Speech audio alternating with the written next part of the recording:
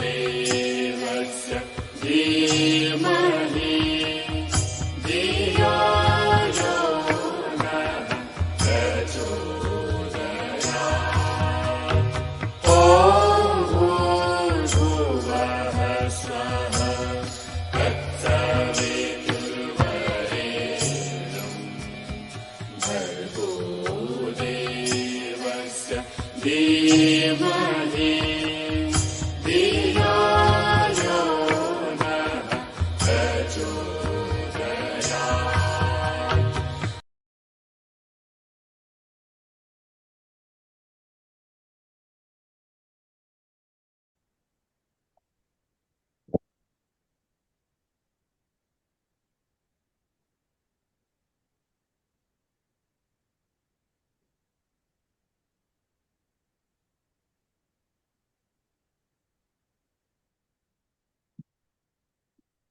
સૌમ્ય પટેલ પોતાનું Mike unmute કરશે.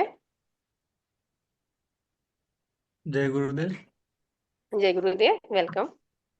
આપનું સ્વાગત છે અલ્લાહ માતાના પાઠશાળામાં.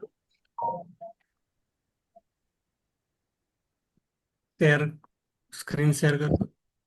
હા, ઓકે.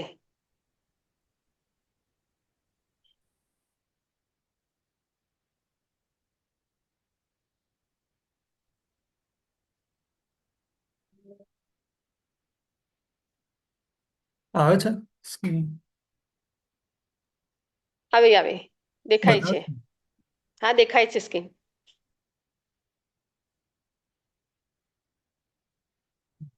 તો આજનું સેશન આપણે ગર્ભ સંસ્કાર શેના માટે જરૂરી છે અને ગર્ભ સંસ્કાર દરમિયાન શું શું કરવું જોઈએ, શું શું કાળજી રાખવી જોઈએ, એના ઉપર આપણે વાત કરશું. જો ગર્ભ સંસ્કાર એટલે તો શું? પહેલા તો ગર્ભ સંસ્કાર એટલે ગર્ભમાં જ બાળકને પૂરતા સંસ્કાર આપવા કે જેથી લઈને આગળ પૃથ્વી પર આવીને એ સારા કર્મો કરી શકે. એના માટે ગર્ભ સંસ્કાર મેનલી થતું હોય છે.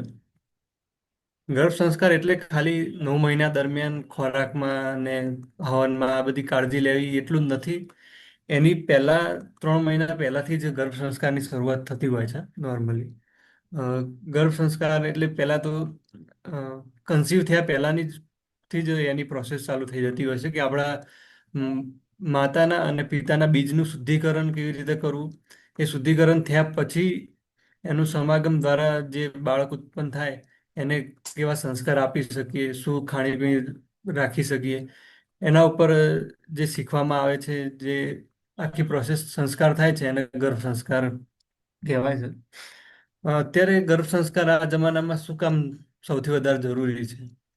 તો પહેલા તો એવું હતું કે બાળક ફિઝિકલી હેલ્ધી હોય તો ચાલી જતું, કે 3 કિલોનું કે 2.5 કિલોનું હોય તો બરોબર છે. પણ અત્યારે એન્ઝાયટી, ડિપ્રેશન, ઇન્સોમનિયા આ બધા જેવા મેન્ટલી ડિસઓર્ડર્સ બી વધી ગયા છે.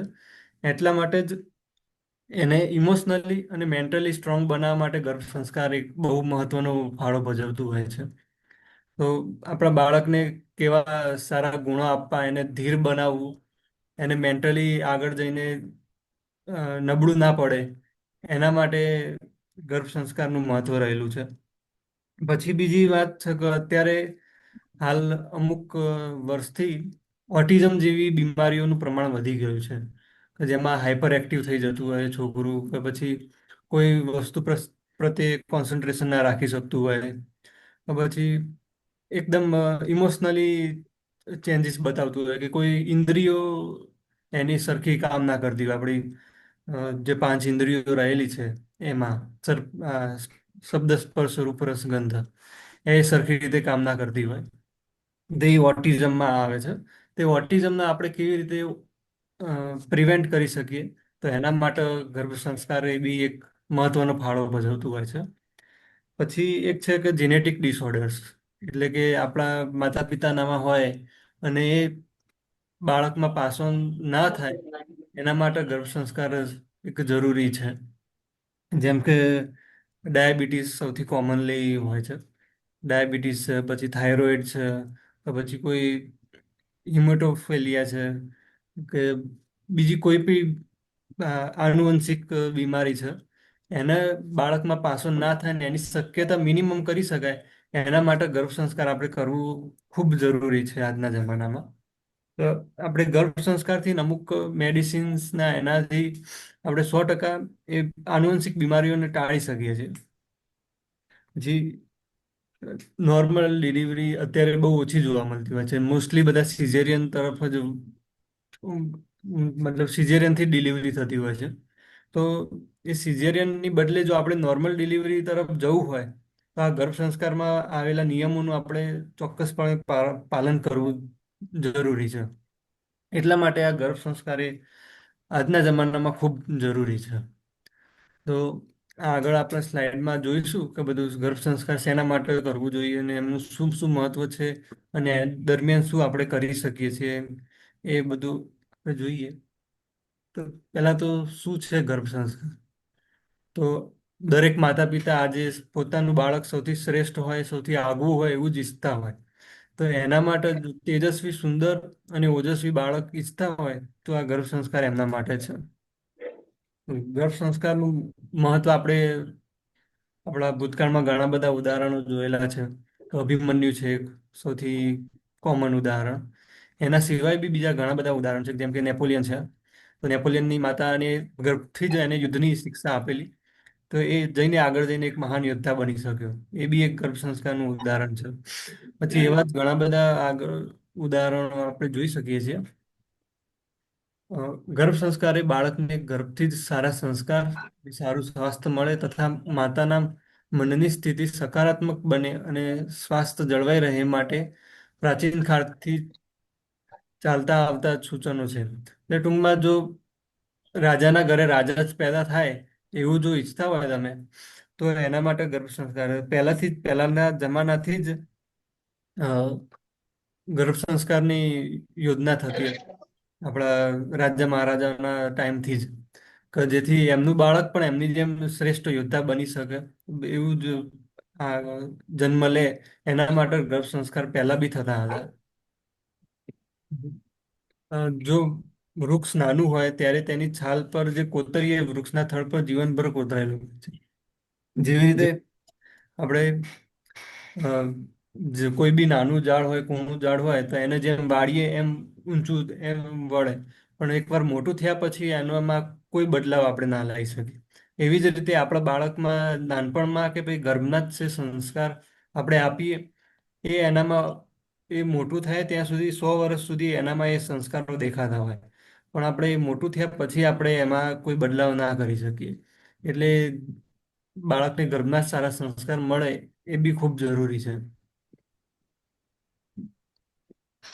ભાઈ આપણે આપણે ઇજનેર કે શિક્ષક તૈયાર કરવા યુનિવર્સિટીઓ ખોલી છે પરંતુ એના કરતાં અનેક ગણી મહત્વની જવાબદારી છે કે માતા પિતા બનવું એના માટે કોઈ યુનિવર્સિટી નથી.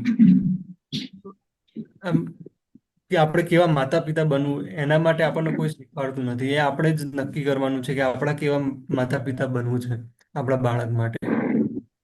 ગર્ભ સંસ્કારમાં કરેલા સૂચનો તો એક વ્યક્તિએ મૂર્તિ બનાવનાર શિલ્પકારને પૂછ્યું, ભાઈ તમે મૂર્તિ કેવી રીતે બનાવો છો? મારે જોવું છે.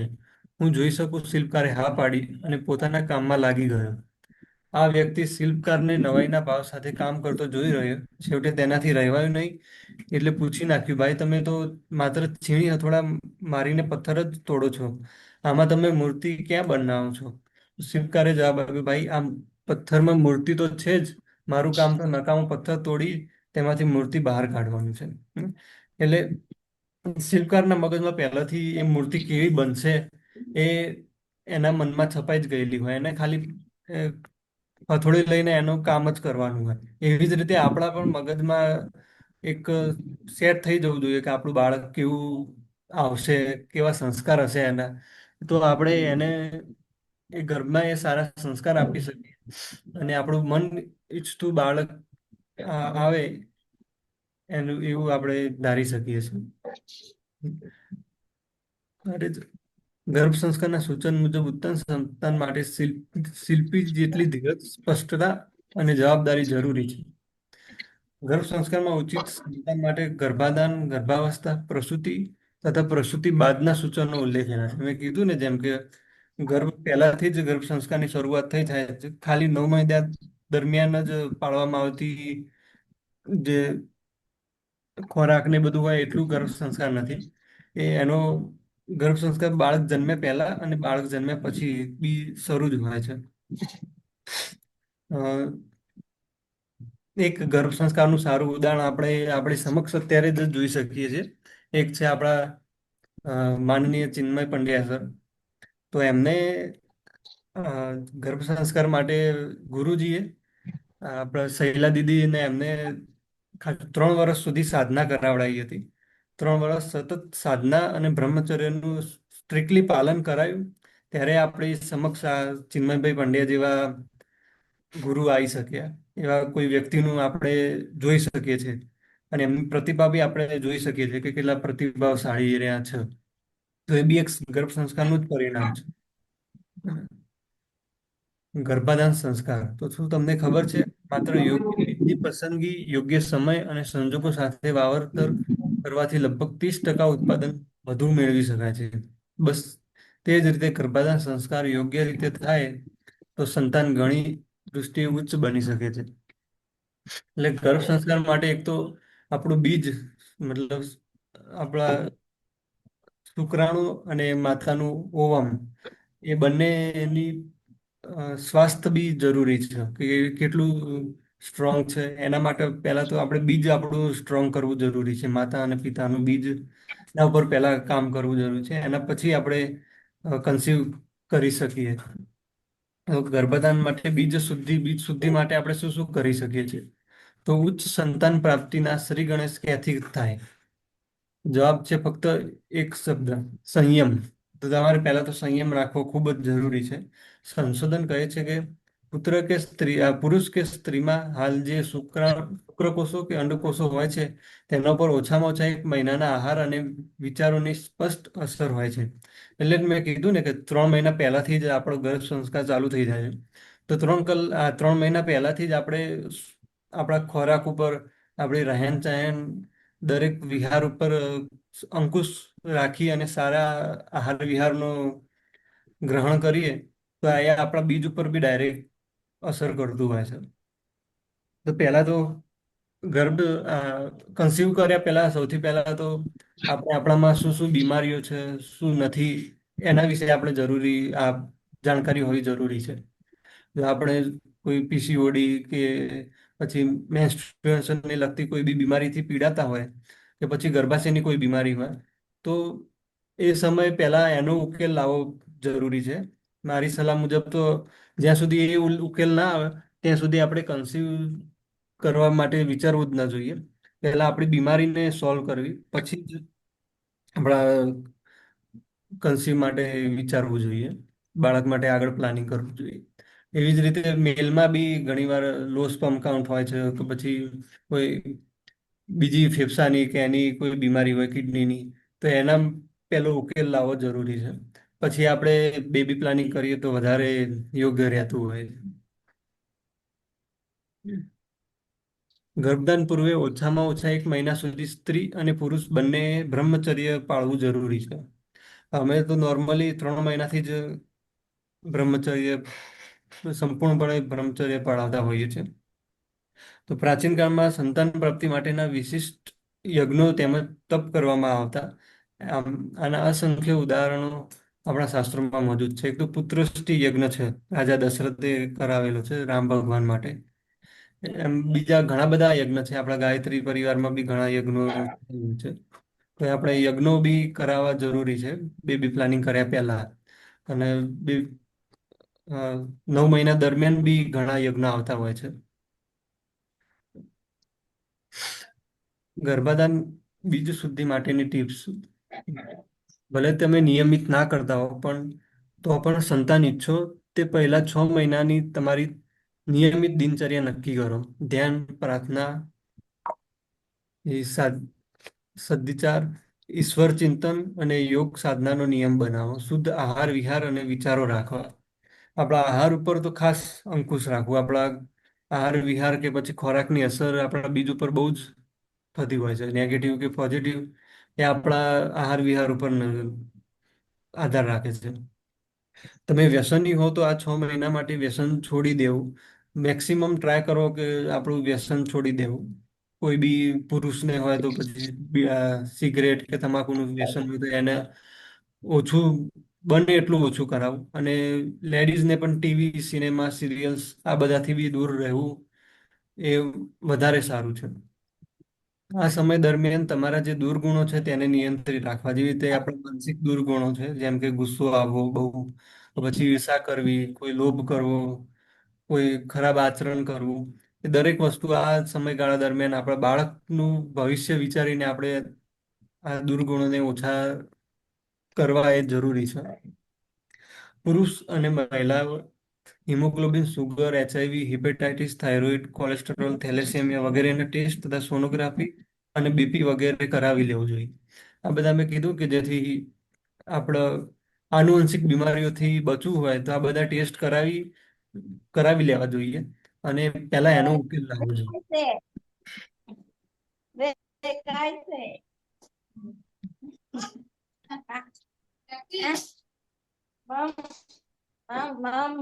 કોણ ખાય છે? નાની ખાય છે.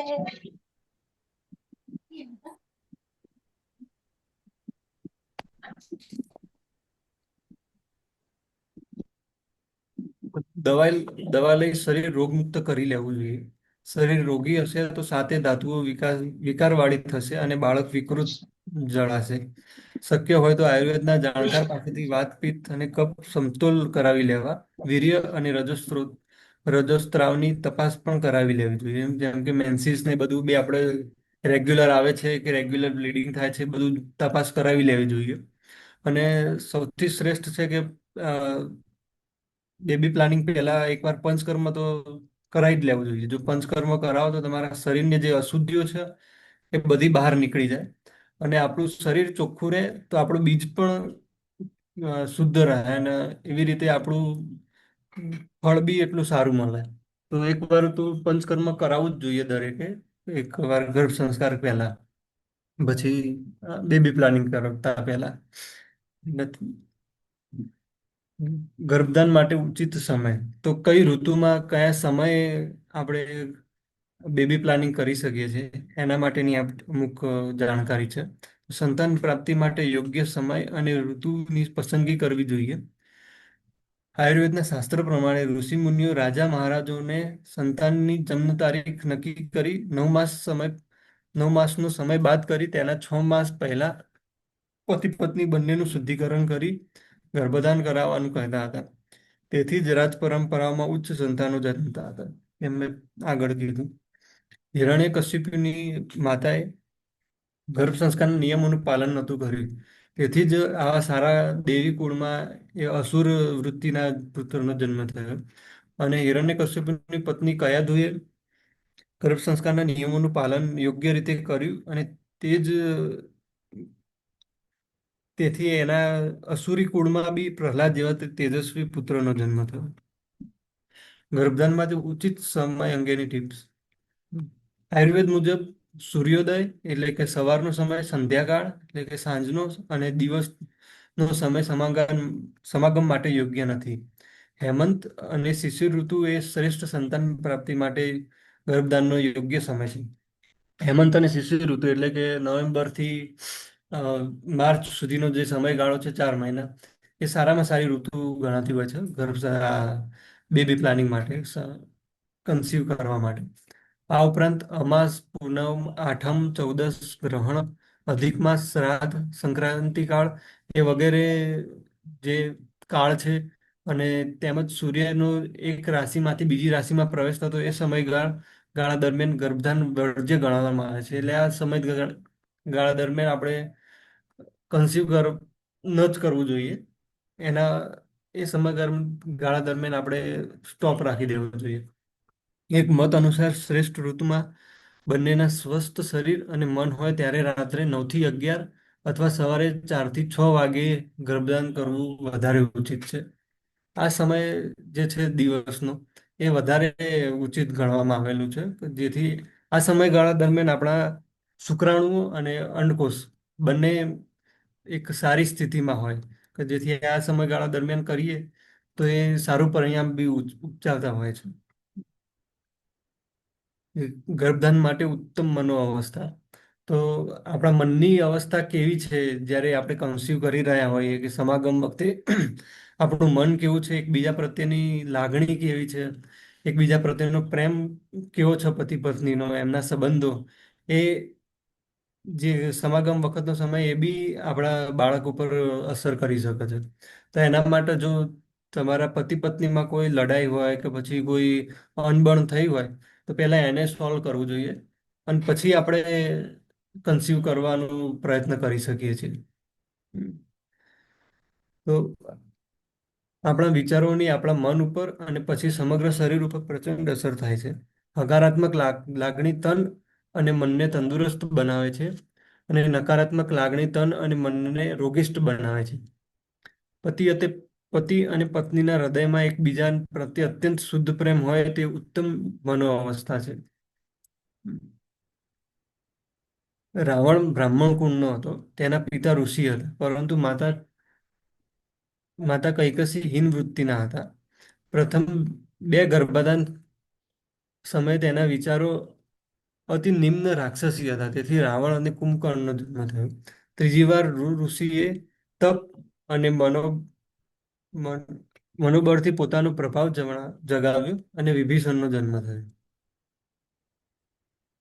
ગર્ભાધાન માટે ઉત્તમ મનોઅવસ્થા અંગેની ટિપ્સ. તો આપણે આપણા મનને કેવી રીતે શુદ્ધ રાખી શકીએ છીએ ગર્ભાધાન વખતે, એના અંગે અમુક લખેલું છે. તો ઈશ્વરને સતત પ્રાર્થના કરવી કે હે પ્રભુ, શ્રેષ્ઠ આત્માને અવતરવા માટેનો યોગ બનાવો, જેથી અમે શ્રેષ્ઠ સંતાન દ્વારા જગતનું કલ્યાણ કરી શકીએ. કહેવાય છે કે આકાશમાં અનંત આત્માઓ જન્મ લેવા ઉત્સુક હોય છે, પરંતુ માતા પિતાના મનોવિચારને અનુરૂપ આત્મા જ માતાના ગર્ભમાં પ્રવેશે છે. આ બાળકનું નસીબ એક દૃષ્ટિએ માતા પિતાના મનના વિચારોથી જ બને છે. એટલે આપણે કેવું વિચારીએ છીએ, કેવું આહાર વિહાર અપનાવીએ છીએ, એ આપણા બાળકનું ભવિષ્ય નક્કી કરતું હોય છે કે કેવી આત્મા આપણા ગર્ભમાં પ્રવેશે. આપણું જો શું કે એન્વાયરમેન્ટ સારું હશે ગર્ભનું, કે પછી આપણા વિચારો સારા હશે, તો એટલી સારી આત્મા કે સારા ગુણોવાળી આત્મા આપણા શરીર ગર્ભમાં પ્રવેશશે. જો આપણા મન, વિચારો અને આપણા આહાર વિહાર બી ખરાબ હશે તો પછી ખરાબ આત્માનો બી પ્રવેશ થઈ શકે છે. તો એના માટે આ ગર્ભ સંસ્કાર એક મહત્વનું યોગદાન આપે છે. ગર્ભાધાન સમયે આળસ, થાક, મૂડ ઓફ, અન્ય વિચારોમાં ખોવાયેલું મન વગેરે ન હોવા ખૂબ જ જરૂરી છે. ગર્ભાધાન માટે સુયોગ્ય વાતાવરણ. તો વાતાવરણની આપણા મન ઉપર ખૂબ અસર થાય છે. વ્યક્તિના ઘડતરમાં ત્રણ પરિબળો ખૂબ મહત્વના છે: આનુવંશિક ગુણો, ઉછેરગત અસરો અને ત્રીજું છે વાતાવરણ. કુદરતી સૌંદર્ય કે સુંદર દ્રશ્યો જોતા મનમાં અનોખી અનુભૂતિ થાય છે. માટે ગર્ભાધાન સમયે સુયોગ્ય વાતાવરણથી મન પ્રફુલ્લિત હોય તો સંતાન વધુ સારું જન્મે છે. આ સમયગાળા દરમિયાન કોઈ સારા ગાર્ડન્સમાં ફરવા જવું, કે કોઈ સારા હિલ સ્ટેશન છે, કે પછી આપણી નજીકમાં આજુબાજુમાં જે કોઈ સારું ફોરેસ્ટ એરિયા હોય, સારી લીલોતરી હોય, ત્યાં જવું જોઈએ જ્યાં શુદ્ધ હવા આપણે મળી શકે, જેથી મન આપણું બી એક સ્વસ્થ રહે, ઓક્સિજન સારો પહોંચે મગજમાં, પૂરી બોડીમાં. તો એનાથી એ આપણા બીજ ઉપર ઘણી સારી અસર કરતો હોય છે.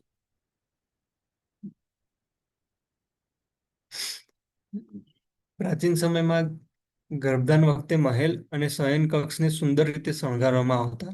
ત્યારબાદ ઈષ્ટદેવ અને વિઘ્નહર્તા શ્રી ગણેશજીની પૂજા કરવામાં આવતી.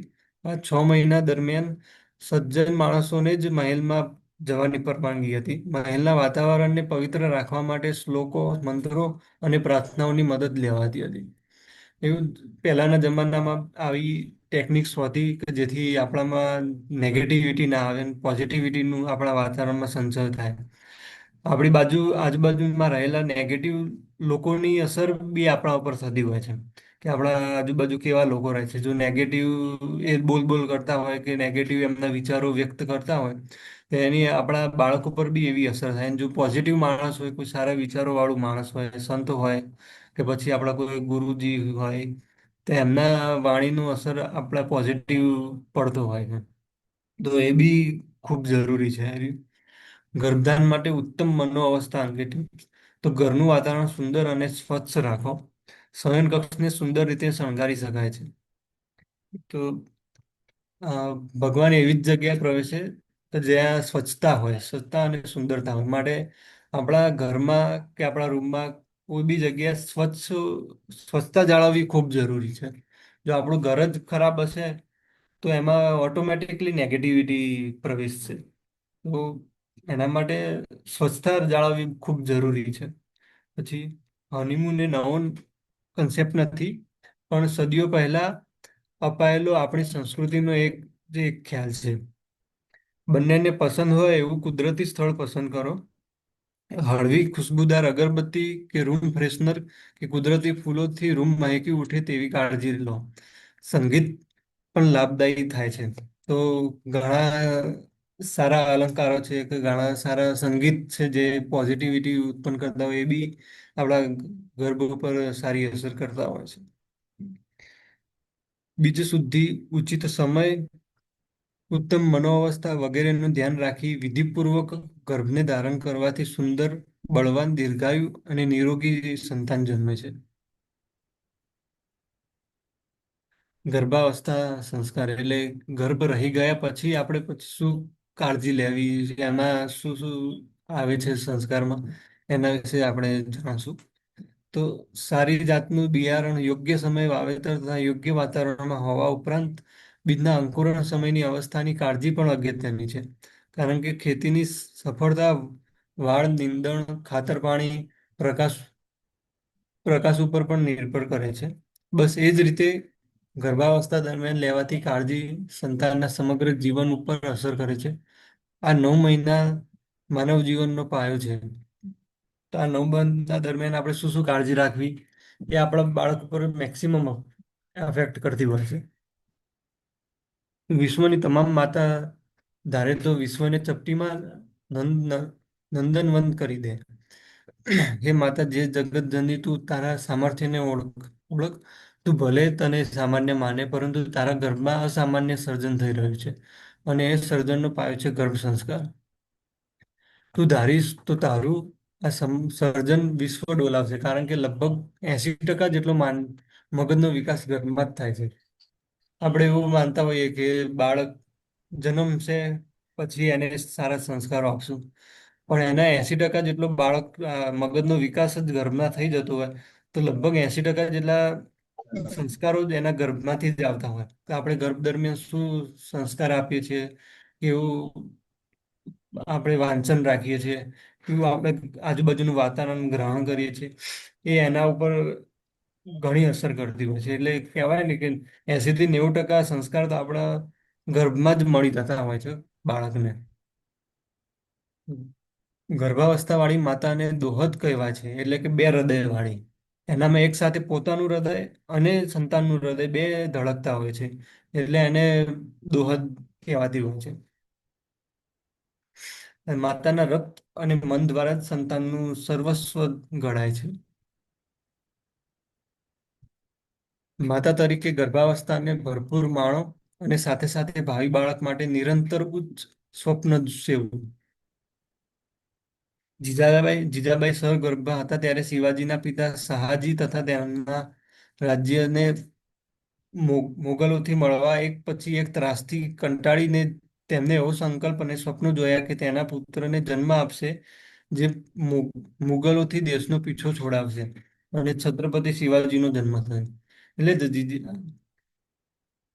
જીજીબાઈમાં જે એમનો સંકલ્પ હતો, એમને ગર્ભ દરમિયાન જે સંસ્કારો આપ્યા એમના બાળકને, એનાથી જ આપણે મહાન છત્રપતિ શિવાજીનો જન્મ થયો અને એમના આપણે કારનામા જોઈ શકીએ છીએ. ગર્ભાવસ્થામાં જેવું વાંચવામાં આવશે તેવા મનવાળું બાળક આવતું હશે. માટે ધર્મગ્રંથો, પ્રેરણાત્મક કથાઓ અને ગીતા વાંચો, જેથી સંતાનમાં તેવા સદ્ગુણોનું અવતરણ થાય. એક ઓછામાં ઓછું એક વાર તો ગીતા વાંચવી જ જોઈએ દરેક ગર્ભાવસ્થા વાળી મહિલા હોય. આપણું જ્યારે બી ગર્ભ હોય ત્યારે સંસ્કૃતમાં બી એકવાર વાંચવી અને સંસ્કૃતને એનું ટ્રાન્સલેશન બી કરવું, કારણ કે સંસ્કૃતના શબ્દોની અસર બી એ આપણા બાળક ઉપર થતી હોય. અને બીજી આપણી જે શ્રીરામ શર્માએ જે પુસ્તકો લખી છે એ બી આપણે વાંચી શકીએ છીએ. સારા પોઝિટિવ પુસ્તકો છે, કે પછી આપણા બાળકમાં આપણે શું ઈચ્છીએ છીએ કે કેવું હોય, એનામાં કેવા ગુણો હોય, કે અ, કઈ રીતનું વર્તન કરે, એના લગતી જે બી બુકો હોય એ બધી બુકોનો સંગ્રહ કરીને એનું બી વાંચન આ 9 મહિના દરમિયાન કરતા રહેવું જોઈએ. હમ. તો આપણે શું વાંચીએ છીએ, શું એ બહુ અસરકારક હોય છે આપણા બાળકો પર. તો એ મોસ્ટલી આપણે સંસ્કૃત ગ્રંથો વાંચીએ તો વધારે ઉપયોગી નીવડતા હોય છે. તો સંસ્કૃતનો વધારે આપણે શું કહેવાય, વધારે મહત્વ રાખવું જોઈએ આ 9 મહિના દરમિયાન. જો શક્ય હોય તો પતિ પત્નીને સંતાન લાવવાના વિચારથી માંડીને સગર્ભાવસ્થા દરમિયાન મંદિરે રોજ જવું, સત્સંગ સાંભળવો તથા મંત્ર જાપ કે પ્રાર્થના કરવી, અને શક્ય હોય તો મંદિરના પટાંગ પટાંગણ બેસીને તમારું બાળક મંદિરનો ધ્વનિ સાંભળતો હોય તે રીતે તેની સાથે વાર્તાલાપ કરો. કહેવાય છે તેનાથી બાળકમાં ધાર્મિક ગુણોનો સંચય થાય છે. જેમ મંદિરનું વાતાવરણ પોઝિટિવ હોય છે, તો એ વાતાવરણમાં આપણે આપણા બાળકને લઈ જઈએ તો એના ધ્વનિ છે, એના જે તરંગો છે, એ એના ઉપર ખૂબ અસર કરતા હોય છે. ગર્ભસ્થ શિશુ પર સંગીતની અસર વિશે વેસ્ટર્ન સાયન્ટિસ્ટે બી ઊંડું સંશોધન કરેલું છે. આ સંશોધનનું તારણ છે કે ઘરમાં રહેલું બાળક 6 મહિના બાદ સ્વસ્થ રૂપે સાંભળી શકે છે અને તેની પ્રતિક્રિયા પણ આપે છે. માટે ગર્ભાવસ્થા દરમિયાન સુખદાયક સંગીત સાંભળવાથી બાળક તથા માતાનું ભાવનાત્મક બંધન વધે છે. તો આપણે આપણા બાળક જોડે બોન્ડિંગ કરવું હોય સારી રીતે, તો આ સંગીત છે, અલગ અલગ સંગીત, આપણી એકબીજા સાથેનો વાર્તાલાપ છે માતા અને બાળકનો, એ ખૂબ જરૂરી છે. તો સગર્ભાવસ્થામાં મહિલા એકાગ્ર થઈને તેની પણ ઝીણવટભરી કલાત્મક પ્રવૃત્તિ કરે તો બાળકમાં એકાગ્રતા આવશે અને તેનામાં સર્જનાત્મક ગુણો બની રહેશે, જે સફળતા માટે પાયાની જરૂરિયાત છે. પછી કોઈ આપણી આજુબાજુમાં સારા યોગા ટ્રેનર હોય કે જે 9 મહિના દરમિયાન કેવા કેવા યોગાસનો કર્યા, કે એની સલાહ આપતું હોય તો એની સલાહ લઈને આપણે યોગાસન કરવા. આપણી મન ફાવે એમ કે યુટ્યુબ ઉપર જોઈને યોગા ન કરવા, આપણે એમ કોઈ સારા યોગા ટ્રેનરનો સંપર્ક કરીને દરેક મહિના દરમિયાન કેવા કેવા યોગા કરી શકીએ એ આપણે એમની સલાહ લેવી અને યોગા કરવા, જેથી એક ફિઝિકલી બી એને બળ મળે અને નોર્મલ ડિલિવરી માટે બી એ બહુ મહત્વનું છે યોગા અને પ્રાણાયામ. એટલે જ પ્રાણાયામ અને યોગાસન જો કોઈ નિષ્ણાતના માર્ગદર્શન હેઠળ કરવામાં આવે તો તે ગર્ભસ્થ બાળકની તથા માતાની તંદુરસ્તી માટે ખૂબ ઉપયોગી થાય છે. અમુક ચોક્કસ પ્રકારના આસનો કરવાથી સગર્ભા સ્ત્રીને પ્રસૂતિ દરમિયાન વધુ કષ્ટ સહેવું પડતું નથી. કીધું ને કે નોર્મલ ડિલિવરી જો ઈચ્છતા હોય તો આ યોગાસન બી એક ખૂબ મહત્વનો ફાળો ભજવે છે. સગર્ભાવસ્થામાં માતાને વધારે પ્રાણવાયુની જરૂર પડે છે, તેથી પ્રાણાયામ દ્વારા એ જરૂરિયાત સંતોષાતા બાળકનો વિકાસ સારો થાય છે. તો આપણે જ્યારે ગર્ભાવસ્થા દરમિયાન જ્યારે કન્સીવ થયું હોય મહિલા, ત્યારે બે જગ્યાએ એને ઓક્સિજન પોતાના શરીરમાં બી ઓક્સિજન આવતો હોય અને એના બાળકમાં બી ઓક્સિજન પૂરો પાડવાનો હોય. એના માટે પ્રાણાયામ જરૂરી છે. આપણી શ્વાસોચ્છ્વાસ કેટલી સારી છે, આપણે કેટલા સારી રીતે ઓક્સિજનનું ઇન્ટેક કરી શકીએ છીએ, એના માટે પ્રાણાયામ બી ખૂબ જરૂરી છે. નવું મકાન બનતું હોય ત્યારે યોગ્ય અને પૂરતો માલ સમયસર પહોંચાડવો પડે. તેમ બાળકનું સર્જન થતું હોય ત્યારે પણ ભોજન રો મટીરિયલનું કાર્ય કરે છે. આ અવસ્થામાં માતાનું ભોજન જ બાળકનું ભોજન છે. માતાએ ભોજન માટે રાખેલી થોડી પણ બેકાળજી બાળકને જિંદગીભર ભારે પડી શકે છે. માતા અને બાળક બંને માટે ફાયદાકારક પૌષ્ટિક ખોરાક લેવો જોઈએ. તો મેં કીધું એમ કે આપણો આહાર વિહાર એ ખૂબ જરૂરી છે. આપણે જો બહારનું તળેલું કે પછી વાસી કે બ્રેડ પાવ એવું જ ખાઈએ તો બાળક બી એવું જ ઈચ્છે જ ભવિષ્યમાં, અને એના મેન્ટલ, માનસિક અને શારીરિક વિકાસમાં બી એ બાધાનું રૂપ બનશે.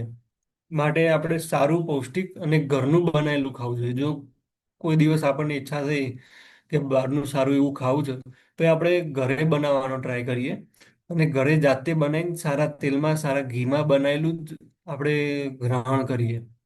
તો જેથી શું, સ્વાદનો બી આપણે સંતોષ થઈ જાય, અને બહારના કોઈ ટોક્સિન્સ કે પછી બહારની કોઈ ખરાબ વસ્તુ બી ના લેવી પડે. એટલે બને એટલું મોસ્ટલી સ્ટ્રિક્ટલી ઘરનું જ ખાવું, ઘરે જાતે બનાવીને જ ખાવું. કારણ કે ઘરના બનાવેલા ખોરાકમાં આપણી લાગણીઓ બી રહેલી છે. બહાર જઈએ, બહારનું ખાઈએ તો એમાં કોઈ લાગણી ના હોય, તો એની બી નેગેટિવ ઇમ્પેક્ટ આપણા બાળક ઉપર પડતી હોય. એટલે જેમ તે ન ખાવું, કોલ્ડ ડ્રિંક ના પીવા, આ બધું તો ગર્ભાવસ્થા દરમિયાન ન જ કરવું. જો તમારે તમારા બાળકની ચિંતા હોય, આગળ ભવિષ્યમાં એના ભવિષ્ય વિશેની ચિંતા હોય, તો આ ખોરાક ઉપર તો ખાસ કાળજી રાખવી જોઈએ. આયુર્વેદ શાસ્ત્ર પ્રમાણે વ્યક્તિગત બંધારણ તથા દોષોના આધાર પ્રમાણે આહાર પર ભાર મૂકવામાં આવે છે, અને તે પ્રમાણે વ્યક્તિગત કાઉન્સિલિંગ કરીને ડાયટ પ્લાન રેડી કરવામાં આવે છે, જે માતા તથા બાળકના સર્વાંગી વિકાસ માટે પાયાની ભૂમિકા ભજવે છે. એટલે દરેક વ્યક્તિને એના પ્રકૃતિ વાઇઝ અલગ અલગ પ્રકારનો ખોરાક સજેસ્ટ કરવામાં આવતો હોય. એટલે આપણે નજીકમાં કોઈ સારા આયુર્વેદિક ડોક્ટર હોય તો તેમની સલાહ મુજબ બી આપણે ડાયટ પ્લાન નક્કી કરી શકીએ છીએ કે શું ખાવું, કેવી વસ્તુ બનાવીને ખાવી વગેરે. પ્રસૂતિ સંસ્કાર તો આખી મોસમ ખૂબ જ કાળજીપૂર્વક ઉછરેલા છોડને ફળ આપવાના સમયે કે લાગણી કરવામાં થાપ ખાઈ જઈએ તો સમગ્ર મહેનત ઉપર પાણી ફરી વળે. બસ એ જ રીતે પ્રસૂતિ સમયની ક્ષણો માતા માટે અને તેની સાથે સંલગ્ન બાળક માટે ખૂબ જ મહત્વની બની રહે છે. એટલે ડિલિવરી વખતે શું આપણે કાળજી રાખવી જોઈએ, ડિલિવરી પછી બી આપણે શું શું આપણે પગલાં ભરવા, એના વિશે થોડીક જાણકારી લઈએ. તો પ્રસૂતિ માટે કરવામાં આવેલા સૂચનો. તો ગર્ભમાં અંધારું હોય છે અને બાળકનો અચાનક બહાર અજવાળામાં પ્રવેશ થાય છે, તેને પ્રેમભર્યો આવકાર અનિવાર્ય છે. અને કોઈ બહારથી થાકીને આવ્યું હોય, કોઈ જેલમાં રહીને આવ્યું હોય, તો એના આપણા ઘરે પોઝિટિવ વાતાવરણ હોવું તો એને બી સારું લાગે. એ જ સેમ વસ્તુ અહીંયા બી છે. દર 3 સેકન્ડે એક માતા એક બાળકને જન્મ આપે છે, માટે જરા પણ ગભરાટ અનુભવ્યા વગર હકારાત્મક વલણ રાખીને સ્વસ્થ બાળકને જન્મ આપે છે. તો જ્યારે બી ડિલિવરીનો વેગ આવે, લેબર પેઇન થાય, ત્યારે ગભરાવું નહીં. શાંતિથી, શાંત ચિત્તે અને સારા વિચારો, હકારાત્મક વિચારો સાથે આપણે બાળકનો જન્મ કરાવો. પ્રસૂતિ માટે યોગ્ય ડૉક્ટરની પસંદગી કરવી. જો તમારા કોઈ ફેમિલી ગાયનેક હોય કે પછી કોઈ સારા તમારા એરિયાના ડૉક્ટર હોય, તો એવા ડૉક્ટરની પસંદગી કરવી, જેમાં ડૉક્ટર વિશે તથા હોસ્પિટલ વિશે બધી જ પ્રાથમિક તપાસ કરી લેવી જોઈએ પહેલાથી જ. પ્રસૂતિ બાદ ડિલિવરી પછી શું સંસ્કાર હોય છે? તો કાચી કેરી ખેડૂત પ્રેમથી ઉતારે છે, તેને ધાબામાં પકવે છે અને આકર્ષણ પેકિંગમાં પેક કરીને પછી બજારમાં મોકલે છે. બસ તે જ રીતે પ્રસૂતિ બાદ લેવાયેલી કાળજી બાળકોના જીવન મૂલ્યોનો ઉમેરો કરે છે. હવેનો સમય 9 મહિના કરેલ મહેનત પાયાના ઘડતર પર ચણતર કરવાનો છે. પ્રસૂતિ બાદ કરવામાં આવેલા સૂચનો. તો બાળકના ઉછેર માટે માતા પિતાએ શિક્ષક, ચાઇલ્ડ સાયકોલોજિસ્ટ અને સંત થવું પડે છે. એટલે આ બધી વસ્તુ શિક્ષક છે, સાયકોલોજિસ્ટ છે, બધું આપણા પોતે જ થવું પડે છે. કોઈ બહારથી આપણે એના માટે ન રાખવા, આપણે પોતે જ એના શિક્ષક બનવું. તો પ્રથમ તો બાળકની અનંત શક્તિઓ જાણો. બાળકને ન શરીર સામે ન જોતા તેનામાં રહેલા મગજ અને અનંત શક્તિ સામે જુઓ. બાળ બાળપણમાં બાળક અનુસરણનો સિદ્ધાંત અપનાવે છે. જેવું મા બાપ કરશે તેવું બાળક અપનાવશે. એટલે કે માતા પિતાની રીત ભાત, રહેણી કહેણી, વાતચીત કરવાની પદ્ધતિ, મનોભાવો વગેરેની અસર તેના ઉપર જાણે અજાણે પડતી જ હોય છે. એટલે આપણે કેવું ખાઈએ છીએ, કેવી રીતે ખાઈએ છીએ, આપણે કેવો એકબીજા સાથે વ્યવહાર કરીએ છીએ, કે આપણા કેવા શબ્દો વાપરીએ છીએ આપણા રૂટીન લાઈફમાં, તો એ બી આપણું બાળક ધીમે ધીમે ગ્રહણ કરતું હોય. જો તમે સમયગાળા દરમિયાન જો સારા સારા અ, વાતચીત કે શબ્દોનું ઉચ્ચારણ કરશો તો એવું શીખશે. અને જો ખરાબ કે અપશબ્દોનો ઉપયોગ કરશો પછી બાળક બી એવું જ શીખશે, ખરાબ શબ્દો. તો આપણે એનો બી ધ્યાન રાખવું. પછી આપણે રોજ બહાર ખાતા હોઈએ, રોજ વડાપાવ ને દાબેલી રોજ બહારથી લાવીને ખાતા હોઈએ, તો બાળક બી એની જ જીદ કરશે, અને એ એના હેલ્થ માટે બિલકુલ બી સારું નથી બાળકના. અને એની મેન્ટલ અને ફિઝિકલ ડેવલપમેન્ટને બી ઓછું કરે આ જે બહારના જે ખોરાક છે. તો આપણે એના ઉપર ખૂબ ધ્યાન રાખવું જરૂરી છે. ગર્ભ સંસ્કાર દરમિયાન ખાલી માતાની ભૂમિકા બી નહીં, પિતાની બી ભૂમિકા રહેલી છે. તો પિતાએ શું કરવું જોઈએ? તો સંતાન ઉછેર એ માતા તથા પિતાની સંયુક્ત જવાબદારી છે. પત્નીની ગર્ભાવસ્થા દરમિયાન પતિએ ધંધો, નોકરી અને અન્ય જવાબદારીઓની વચ્ચે પણ પત્ની તરફ વધુ ધ્યાન આપવું જોઈએ. એવું નહીં કે એક કન્સીવ થયા પછી પોતાના કામમાં જ પરોવાયેલા રહું. આપણી પત્ની ઉપર પૂરતું ધ્યાન રાખવું એ ખૂબ જરૂરી છે. પત્ની સાથે કોઈ પણ બાબતે ઝઘડો ન જ કરવો, તેને આનંદમાં રાખવા ભરપૂર પ્રયાસ કરવા. સદાચન, સત્સંગ, પ્રાર્થના, ધ્યાન, સંગીત વગેરે ક્રિયાઓમાં પત્ની સાથે જોડાવું, સાથે કુદરતના ખોળે ફરવા જવું, ચાલવા જવું. ગર્ભ સંસ્કારમાં કરેલા સૂચનોમાં પત્નીને સહકાર આપવો અને તેને પણ આ અંગે પ્રોત્સાહન આપવું. સિઝેરિયન ઓપ્શન કરવું પડે તો ગભરાવું નહીં. મુલાકાતીઓનો ઘસારો ખાળવો. પ્રસૂતિ પછી પણ બાળકના ઉછેરમાં પિતાની જવાબદારી એક સરખા લેવલે જ મહત્વની છે. તો ખાલી માતાની જવાબદારી નથી, એ પિતાની બી એટલી જ જવાબદારી હોય છે કે આપણું બાળક કેવું રહે. હવે આપણે 9 મહિના દરમિયાન શું શું ખાઈ શકીએ છીએ, કેવા આચરણ કરી શકીએ છીએ, અને કેવું ડેવલપ થાય છે આપણા શરીરમાં આપણા બાળકનો 9 મહિના દરમિયાન, તો એ આપણે થોડુંક જોઈ લઈએ.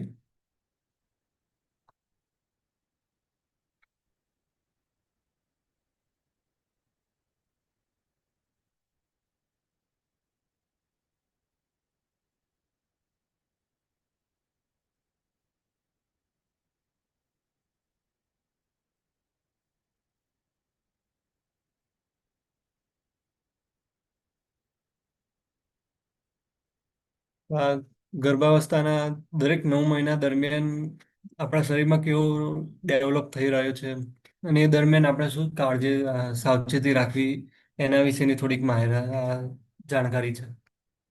તો પહેલા મહિના દરમિયાન ગર્ભ આપણો એકદમ ઘઉંના દાણા જેવો જ રહેલો હોય છે. મગજ કે ન્યુરોન્સ દર મિનિટે 2.5 લાખ ની સંખ્યામાં બનતા હોય છે આપણા બાળકમાં. પછી ત્રીજા ત્રીજા વીક દરમિયાન બોન્સ છે, સ્નાયુ, આંતરડાઓ એ વગેરે બનવાનું શરૂ થઈ જતું હોય છે. અને 22મા દિવસે આપણા હૃદયના ધબકારા બી શરૂ થઈ જતા હોય છે આપણા બાળકમાં.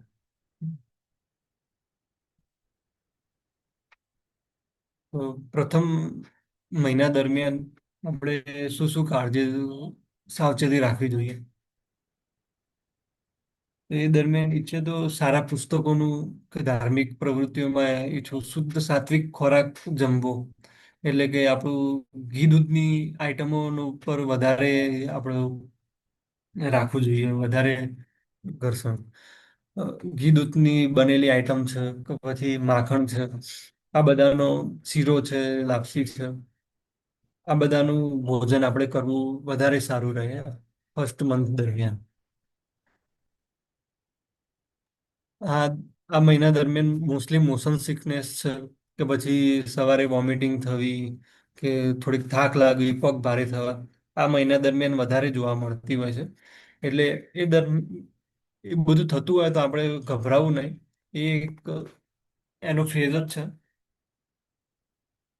તો કોઈ સારા અનુભવી આપણા ઘરમાં હોય, કોઈ મહિલા કે પછી કોઈ સારા ડોક્ટર હોય, તો એનું માર્ગદર્શન આ ફર્સ્ટ મંથ દરમિયાન જરૂરથી લેવું. પહેલા બીજા મહિના દરમિયાન બહુ હેવી વર્કલોડ ન કરવો, કારણ કે આપણા ગર્ભનું જે આપણી ગર્ભાશય સાથે જે જોડાણ રહેલું છે, આ 2 મહિના દરમિયાન થોડુંક નાજુક રહેલું છે. તો જેથી લેક્ઝેટિવ કોઈ પદાર્થ ખાઓ, કે પપૈયું છે કે એવું કોઈ આપણે ખાવામાં આવો, તો કદાચ મિસકેરેજ બી થઈ શકે છે.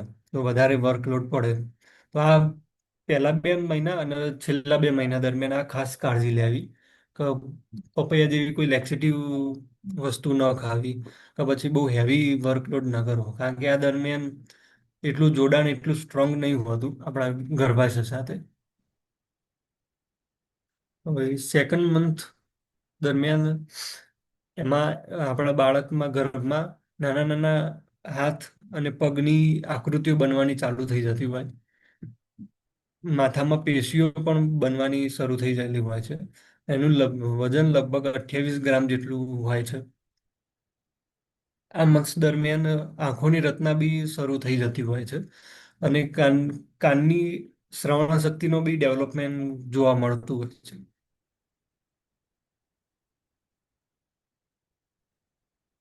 અને આ લખ્યું છે કે આ મંથ દરમિયાન બહુ નીચે નમવું, કે પછી વધારે સમય તડકામાં ઊભા રહેવું, કે એક જગ્યાએ ઊભા રહેવું, વધારે શ્રમ કરવો, કે પછી ઉત્કુટ આસન જેવા આસનોમાં બેસવું, એ બધું આ મહિના દરમિયાન વર્જ્ય છે.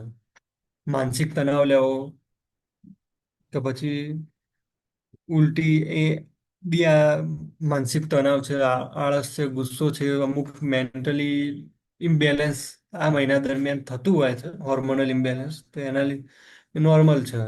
મેં બહુ ચિંતા ન કરવી.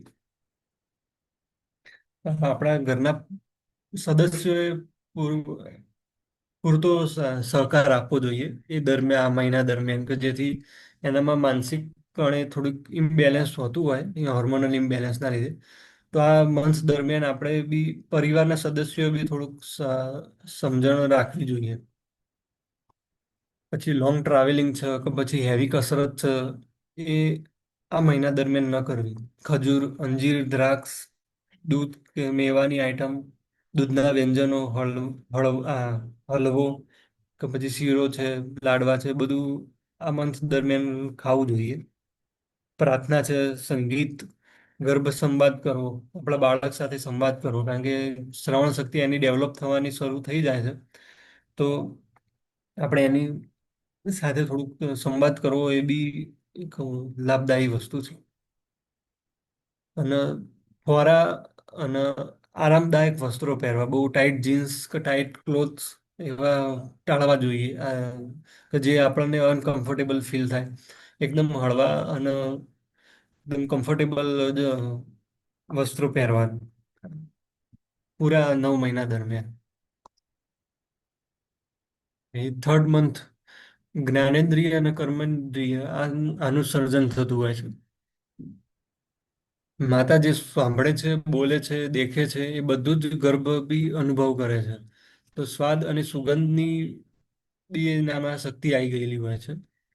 હાથ પગની આંગળીઓ બી સંપૂર્ણપણે વિકસિત થવા લાગી હોય છે, અને મનુષ્ય જેવી આકૃતિ દેખાતી હોય છે. આ દરમિયાન જો સોનોગ્રાફી કરવામાં આવે તો એ મનુષ્ય જેવું થોડુંક એનો આકાર, માથું છે, પેટ છે, એના લિંગ, એના જે હાથ પગ છે એ આપણને દેખાવા માંડે. આ મહિના દરમિયાન સ્વાદેન્દ્રિય વિકસિત થઈ જાય માટે વધારે તીખું, મસાલેદાર કે ચટપટું એવું નહીં, પરંતુ પૌષ્ટિક અને સાત્વિક આહાર લેવો. જો આપણે અત્યારથી જ ચટપટા અને તીખાની આદત પાડશું તો પછી આગળ બી એવું જ થશે. એટલે સારું અને પૌષ્ટિક આહાર જ લેવો, કારણ કે એને બાળકને બી ટેસ્ટની ખબર પડવાની શરૂઆત થઈ જતી હોય આ થર્ડ મંથ દરમિયાન.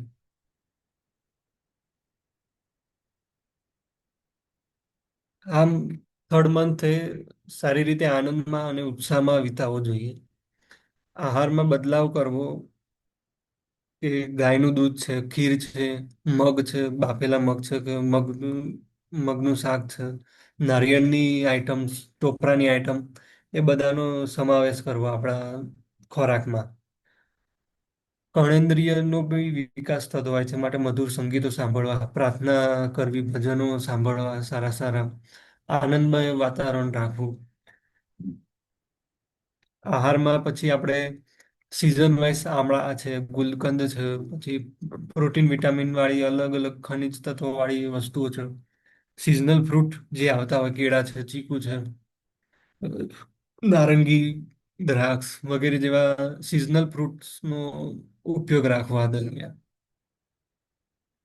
इस वक्त दिमाग की रचना शुरू हो जाती, એટલે મગજનો વિકાસ બી શરૂ થઈ રહેલો હોય છે. એટલે આ દરમિયાન આપણા પોતાના લાગણીઓ પર કંટ્રોલ રાખવો અને ગુસ્સો ને એવી કોઈ ખરાબ આદતોનું આ વખતે ગ્રહણ ન કરવું. કારણ કે આપણે જેવું ગ્રહણ કરશું, ગુસ્સો છે, લોભ છે, ઈર્ષા, એ આપણા બાળકમાં બી ડેવલપ થશે. ફોર્થ મંથ દરમિયાન એના વજનમાં વધારો થાય છે અને ચેષ્ટા સ્પષ્ટ બને છે એની. એના ત્વચા ઉપર શ્વેત ગ્રંથિ એટલે કે સ્વેટ ગ્લેન્ડ્સ નું બી એમાં ડેવલપમેન્ટ શરૂ થઈ જાય છે. એટલે એનું સ્કિન બી થોડીક ગુલાબી થવાની શરૂઆત થઈ જાય. એનું શ્રવણ શક્તિ પૂરી રીતે કાર્યરત થઈ ગયેલી હોય છે, સંપૂર્ણપણે એના કાનનું ડેવલપમેન્ટ થઈ ગયેલું હોય છે. અને આંખોમાં બી તેજ આવવાની શરૂઆત થઈ ગઈ છે. શિશુની આંખો બી આમાં ઘણી એવી મોટા ભાગે ડેવલપ થઈ ગયેલી હોય છે. ચોથા માસ દરમિયાન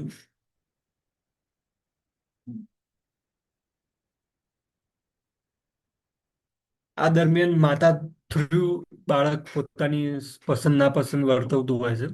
એટલે આ મંથ દરમિયાન મોસ્ટલી ચોથા અને પાંચમા મંથ દરમિયાન માતાને અલગ અલગ ખાવાનું ઈચ્છા થતી હોય, અલગ અલગ મૂડ બન સ્વિંગ થતા હોય. એ બાળકની ઈચ્છા પોતે બાળક માતા દ્વારા વ્યક્ત કરતું હોય. તો એ અમુક ઈચ્છાઓ આપણે પૂરી કરવી.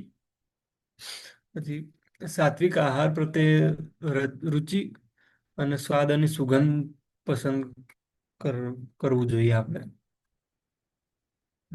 આ મંથ દરમિયાન માખણ છે, માખણ, દહીં, ભાત, પછી લીલી શાકભાજી, સંતરા છે, દાડમ, મોસંબી, એ બધા ફળનું આ વખતે ઇન્ટેક વધારે રાખવો જોઈએ. તો જેથી શું સ્વાદેન્દ્રિય એનો બી સારો ટેસ્ટ એ બી અનુભવતું હોય. તો ફ્રૂટ એ આમાં આપણા ડેલી આહાર વિહારમાં એનો સમાવેશ કરવો. ફિફ્થ મંથ દરમિયાન તો સ્પર્શેન્દ્રિય એટલે કે એની ત્વચા કે એનું જે ટચ સેન્સેશન આ મંથ દરમિયાન શરૂ થઈ ગયું. માતા શિશુને પોતાનો સંપર્ક એટલે માતા અડે છે કે બીજું કોઈ અડે છે, એ બી બાળકને ખબર પડવા માંડતી હોય છે. અને આ મંથ દરમિયાન યકૃતનું બી ડેવલપમેન્ટ શરૂ થઈ ગયેલું હોય છે. અને આંતરડાઓમાં સ્ટૂલનું બી ડેવલપમેન્ટ શરૂ થઈ ગયેલું હોય. ને એટલે આ મંથ દરમિયાન પોતાના પેટ ઉપર હાથ રાખવો, એના પર પિતાએ બી એના પર હાથ રાખીને વાલ કરવો ધીરે ધીરે, એ આ મંથથી શરૂ કરી દેવું જોઈએ. એકબીજા સાથે વાતચીત કરવી જોઈએ, બાળક સાથે સંવાદ કરવો જોઈએ. અને આ પ્રસન્ન, મધુર, ઈર્ષા રહિત, પ્રેમાળ વ્યક્તિત્વ આપણે અપનાવવું જોઈએ. ષષ્ઠી બુદ્ધિ કહેવાય છે. આપણે સંસ્કૃતમાં એક કહાવત છે, ષષ્ઠી બુદ્ધિ, એટલે કે સિક્સ્થ મંથ દરમિયાન બુદ્ધિનો વિકાસ થાય. આપણું મગજ તો ડેવલપ થઈ ગયેલું છે, પણ એનામાં બુદ્ધિની એ વિકાસ થયો આ સિક્સ્થ મંથ દરમિયાન. બુદ્ધિનો વિકાસ થાય, બધું એને એની પોતાની રીતે વિચારી સમજી શકે છે આ મંથથી. પછી એનામાં કોમળ કોમળ વાળના અંકુરો બી આવવાના શરૂ થઈ ગયા હોય છે. આંગળીઓમાં નખની બી ઉત્પત્તિ શરૂ થઈ ગયેલી હોય. શિશુ આ મંથ દરમિયાન શિશુ વધારે શક્તિશાળી બનતું જાય છે. આ મંથ દરમિયાન આપણા પેટની ચરબી આપણા પેટની ચામડી છે એ કાળી પડતી હોય છે. એનામાં ખણ આવે છે કે પછી એના કાળા કાળા ધબ્બા દેખાતા હોય છે કે વ્હાઈટ પેચીસ પડતા હોય, આ મંથથી શરૂ થઈ જાય છે. તો એને અટકાવવા માટે આપણે કોઈ ઇન્ટરનલ મેડિસિનનો ઉપયોગ ન કરવો. અ, કોઈ સ્કિન ડિસીઝની કોઈ દવા ન લેવી, કોઈ નોર્મલ જ છે કે ચામડી કાળી પડી જાય તો એના માટે આપણે નોર્મલી કોપરેલ છે કે પછી કોઈ મોઇશ્ચરાઇઝર છે કે પછી ઘી છે, સદ્ધત ગુરુત કરીને આવે છે એક આયુર્વેદનું, તો એ આપણે લગાવીએ તો એનાથી બી રાહત થઈ જાય કે ખણમાં રાહત થઈ જાય. પણ એના માટે ઇન્ટરનલ મેડિસિન ન લેવી, નહીતર એ બાળકના વિકાસમાં બી એક બાધા બની શકે છે. તો હાલમાં અમન દરમિયાન શિશુની બુદ્ધિ વિકસવાની ચાલુ થઈ ગઈ છે, એટલે જ આપણા માતાએ કોઈ ગણિતના સારા ઉકેલીઓ છે કે સુડોકુ છે છાપવામાં આવતું હોય, પહેલીઓ છે, આ બધી પ્રવૃત્તિઓ કરવાની શરૂ કરી દેવી જોઈએ કે જેથી એનો મેમરી પાવર, ઇન્ટેલેક્ચુઅલ પાવર વધે. એવી પ્રવૃત્તિઓ 6th મંથ દરમિયાન વધારે કરવી જોઈએ. પછી દૂધ અને દૂધના વ્યંજનો, પછી ફ્રૂટ્સમાં કેળા, સફરજન, ચીકુ, મોસંબી, દ્રાક્ષ વગેરે જેવા ફળોનો બી સમાવેશ કરવો. 7મા મંથ દરમિયાન સંપૂર્ણ ઓલમોસ્ટ વિકાસ થઈ ગયેલો હોય છે એ બાળકનો 7મા મંથ દરમિયાન. અને શબ્દ, સ્પર્શ, રૂપ, રસ, ગંધ દરેક પ્રકારની ઇન્દ્રિયોનું બી ડેવલપમેન્ટ થઈ ગયેલું હોય છે પ્રોપરલી. અને એનું શ્વાસોચ્છ્વાસની ક્રિયા બી એનામાં શરૂ થઈ ગયેલી હોય. તો આ મંથ દરમિયાન આપણે વજન સારી રીતે વધે એના માટે બાળકનું વજન વધે એવા આહાર વિહારનો સમાવેશ કરવો જે બાળકનું વજન સારી રીતે વધારી શકે. એમાં દૂધ, ઘી, સૂકા મેવા, ડ્રાય ફ્રૂટ્સ કે પછી સારા શાકભાજી જે વજન વધારવામાં મદદ કરે આપણા બાળકનું, એવી વસ્તુઓનો આહારનો આપણે ઉપયોગ કરવો. કલા સર્જનમાં મન જોડવું જોઈએ. અલગ અલગ સર્જનાત્મક પ્રવૃત્તિઓ આપણે કરવી. કે કોઈ સારી આપણને કલામાં ઇન્ટરેસ્ટ હોય તો એનું આચરણ કરવું, કે પેઇન્ટિંગ કરવી, કે પછી કોઈ હસ્તકલા કરવી, એ બધી કલાઓમાં આપણે રુચિ રાખવી આ દરમિયાન. પછી અલગ અલગ સારા સંત પુરુષોનું કે મહાપુરુષોનું જીવન ચરિત્રનું પઠન કરવું જોઈએ. પછી કોઈ સારા ગ્રંથો છે, ગીતા છે, રામાયણ છે, મહાભારત છે, એ બધા ગ્રંથોનું આપણે પઠન કરવું કે પછી ટીવીમાં લગાવીને જોવું. સારું જે જૂની રામાયણ આવતી રામચરિત માનસની, એ બધી રામાયણ જોવી આ મંથ દરમિયાન. 8મા મહિના દરમિયાન માંસપેશીઓ મજબૂત બનવાની શરૂ થઈ ગયેલી હોય છે. ફેફસાનો વિકાસ બી સારી એવો થઈ ગયેલો હોય છે. અને શિશુના વજનમાં બી બળોતરી થવાની શરૂઆત થાય છે. તો આ મંથ દરમિયાન ખાસ એ ધ્યાન રાખવું કે આપણા પેટ ઉપર વધારે વર્ક ના આવે, વધારે લોડ ના પડે, કે બહુ લાંબુ ટ્રાવેલિંગ ન કરવું, કે કોઈ ખાડા ખડિયાવાળા રોડ ઉપર ન જવું, કે પછી કોઈ પોતાની ક્ષમતા કરતાં વધારે કોઈ બી કામ ન કરવું જોઈએ.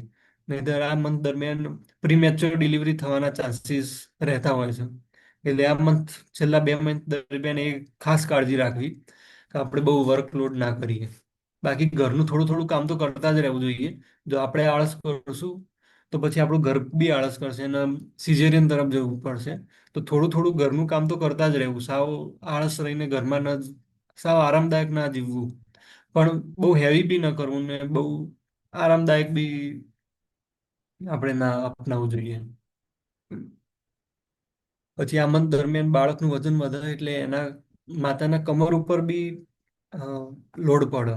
તો એના માટે દવા ના લેવી, પેઇન કિલર્સ કે એવું બિલકુલ બી ના લેવું, નહીતર એ બાળકની કિડની ઉપર બી અસર કરે પેઇન કિલર્સ. તો કોઈ બેક પેન કે એવું કોઈ થાય તો આપણે કોઈ સારા એવા તેલની માલિશ કરી શકીએ છીએ, તો કોઈ ડૉક્ટરની સલાહ લઈ શકીએ, પણ ઇન્ટરનલ મેડિસિન ન લેવી ખાસ કરીને. પછી આ મંથ દરમિયાન ગાયના દૂધની ખીર બનાવીને ખાવી, પછી અ, ઘઉંના કકરા લોટનો શીરો છે, લાપસી છે, એ બધું આ મંથ દરમિયાન ખાવું કે જેથી શું આપણા શરીરમાં જે સ્તનનું દૂધનું પ્રમાણ લેક્ટેશનની શરૂઆત થઈ જાય તો એ બી સારી રીતે ડેવલપ થવા માંડે દૂધ.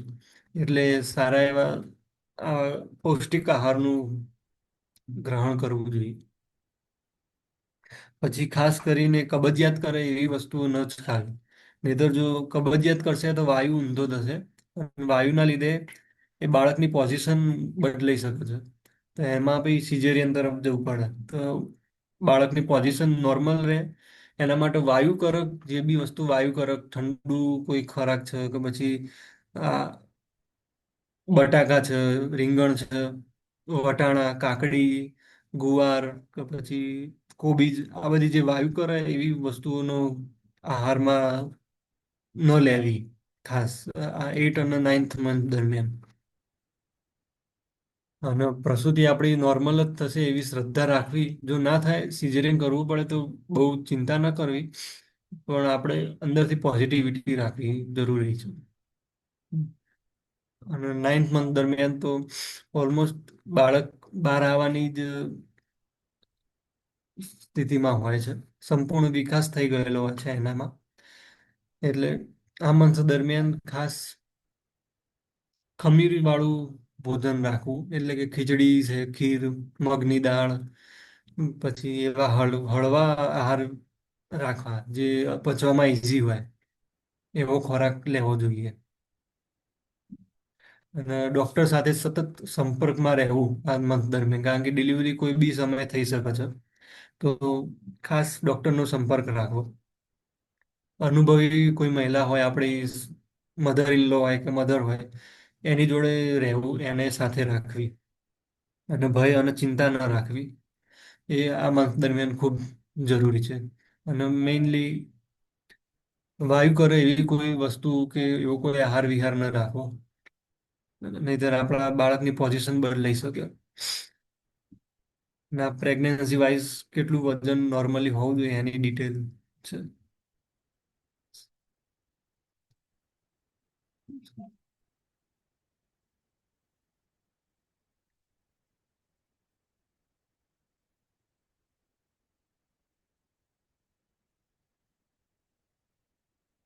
તો તમારે કોઈ બી ક્વેશ્ચન હોય તો તમે પૂછી શકો છો.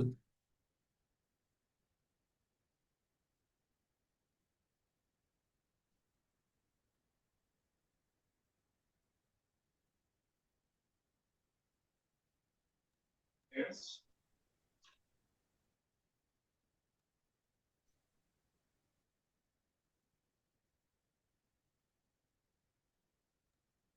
બેનને કોઈ સમસ્યા યા પ્રશ્ન તો તમે બોક્સમાં લખી શકો છો. સર આ પીડીએફ શેર કરી શકો તમે?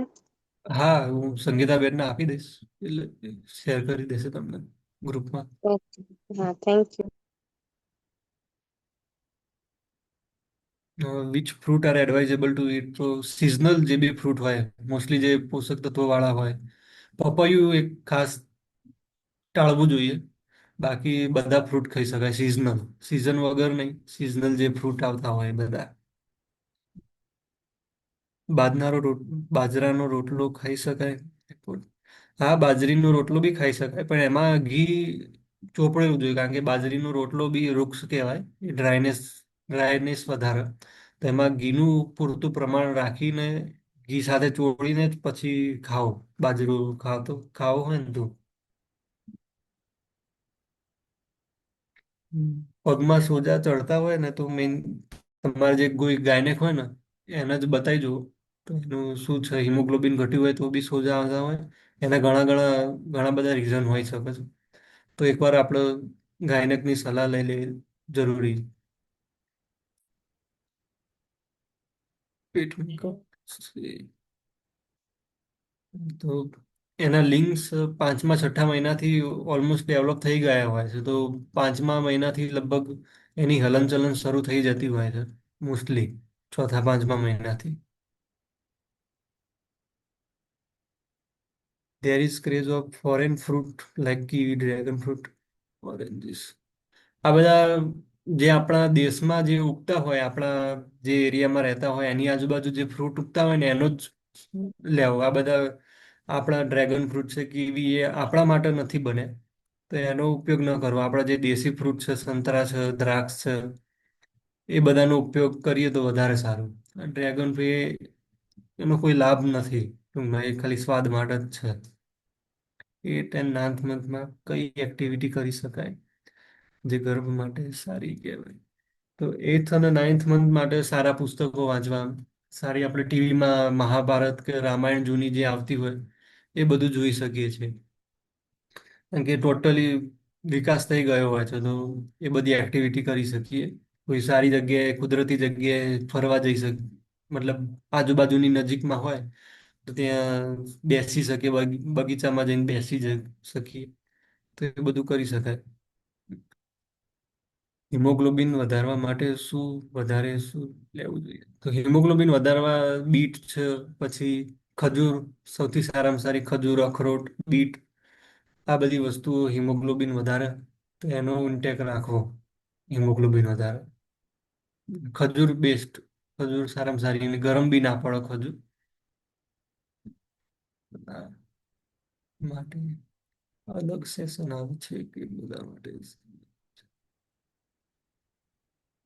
પલાગનિક એટલે શું મને ખ્યાલ નથી. ગર્ભધાન માટે બ્રહ્મ મુહૂર્ત યોગ્ય? હા, બ્રહ્મ મુહૂર્ત 4 થી 6 બ્રહ્મ મુહૂર્ત જ કહેવાય. એટલે ગર્ભાધાન માટે બ્રહ્મ મુહૂર્ત તો સૌથી સારામાં સારો સમય કહેવાય, 4 થી 6 નો, અને રાતનો 9 થી 11 નો. આ સારામાં સારો સમય કહેવાય બ્રહ્મ મુહૂર્ત. પ્લાન્સિટા નીચેની સાઈડ છે, તો આ ઉપર કે સાઈડ પર કશે, એ માટે શું કરી શકાય? તો એનાટોમિકલ થોડીક કહેવાય, એનાટોમિકલ ડિફેક્ટ કહેવાય. તો એના માટે કોઈ સારા ગાયનેકને જ બતાવીએ તો વધારે સારી સલાહ આપી શકે. કારણ કે એનાટોમી એકવાર રચાઈ ગઈ પછી આપણે બદલાવ ના કરી શકીએ. ખજૂર કયા મંથથી લેવાય? ખજૂર ફર્સ્ટ મંથથી લઈ શકાય, એમાં કોઈ વાંધો નહીં. ખજૂરમાં કોઈ વાંધો નહીં, તમે ગર્ભ જ્યારથી રહ્યો ત્યારથી લઈ શકાય. સેકન્ડ મંથમાં કયા ડ્રાયફ્રૂટ લેવા જોઈએ? તો સેકન્ડ મંથમાં એ જ ખજૂર છે, બદામ છે, કાજુ એક ન લેવા. કાજુ સિવાય બધા ફ્રૂટ, ડ્રાયફ્રૂટ લઈ શકાય. કાજુ એક સારી વસ્તુ નથી એનામાં, બાકી કાજુ સિવાયના દરેક ડ્રાયફ્રૂટ લેવાય. જો એસિડિટીનો, પિત્તનો પ્રોબ્લેમ હોય તો અખરોટ ટાળવી જોઈએ, બાકી બધું લઈ શકાય. કઈ સાઈડ સૂવું યોગ્ય છે? તો તમારે સૂવામાં એવી પોઝિશન હોવી જોઈએ કે જેથી તમારા બાળક ઉપર દબાણ ના પડે. એટલે મોટા ભાગે લેફ્ટ લેટરલ, ડાબી સાઈડ, ડાબા પડખે એ વધારે સારું છે. સીધા સૂઈએ તો આપણા પેટનું દબાણ આપણા બાળક ઉપર પડે. એટલે કોઈ બી સાઈડ, તમને જે સાઈડ ફાવતું હોય, પણ ડાબી સાઈડ વધારે યોગ્ય કહેવાય, તો ડાબી સાઈડ સૂઈ શકીએ. આફ્ટર 7 મંથ, ના, છેલ્લા 2 મહિના કીધું ને, છેલ્લા 2 મહિના દરમિયાન ખાસ કાળજી લેવી. કારણ કે એ 2 મહિના, 2 મંથ દરમિયાન પ્રીમેચ્યોર ડિલિવરીના ચાન્સીસ વધી જાય. એટલે એમાં ટ્રાવેલિંગ ના કરો તો સારું. નજીક નજીકમાં જાઓ, પણ લોંગ ટ્રાવેલિંગ ટાળવું જોઈએ. નહીં તો એવું ટ્રાવેલિંગ કરવું જે સેફ હોય, એરોપ્લેન છે કે એવું. 9 મહિનામાં ખજૂર ખવાય? હા, ખવાય ને. 9 મંથમાં બી ખજૂર ખવાય.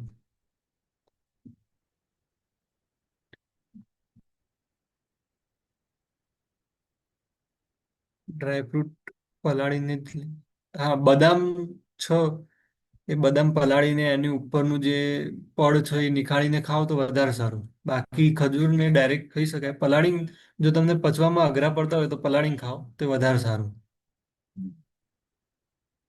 પંચકર્મ એટલે શું? તો પંચકર્મ અલગ અલગ જાતના કર્મો છે કે જે આપણા શરીરમાં કયો દોષ વધારે છે એના ઉપર નક્કી કરીએ, અને એ દોષ બહાર નીકળી જાય, એનું શોધન થઈને એ સંપૂર્ણપણે આપણા શરીરમાંથી નીકળી જાય, એ પંચકર્મ આયુર્વેદિક એક ક્રિયા છે કે જેમાં આપણું એક પ્રકારનું ડિટોક્સિફિકેશન, આપણા શરીરમાંથી જે બધા ખરાબ તત્વો છે, ખરાબ મળ છે, એ બધું સાફ કરે અને આપણા શરીરને ચોખ્ખું રાખે.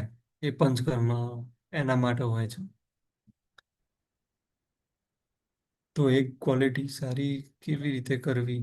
લો એએમએચ હોય તો એના માટે ઘણી મેડિસિન આવતી હોય છે. કોઈ ગાયનેક હોય કે પછી કોઈ તમારે આયુર્વેદ કોઈ નજીકમાં હોય આયુર્વેદિક ડૉક્ટર, તો એનો સંપર્ક કરશો તો એના માટે એની દવાઓ ઘણી બધી આવતી હોય છે. તો એ સજેસ્ટ કરી શકે છે. લાસ્ટ મંથમાં નોર્મલ ડિલિવરી માટે દિવેલ કે તલનું તેલ લેવું સેફ કહેવાય? તલનું તેલ ને તો ખબર નહીં, પણ દિવેલ લઈ શકાય. પણ જો તમને બહુ ડાયરિયા રહેતા હોય તો દિવેલ ના લેવાય.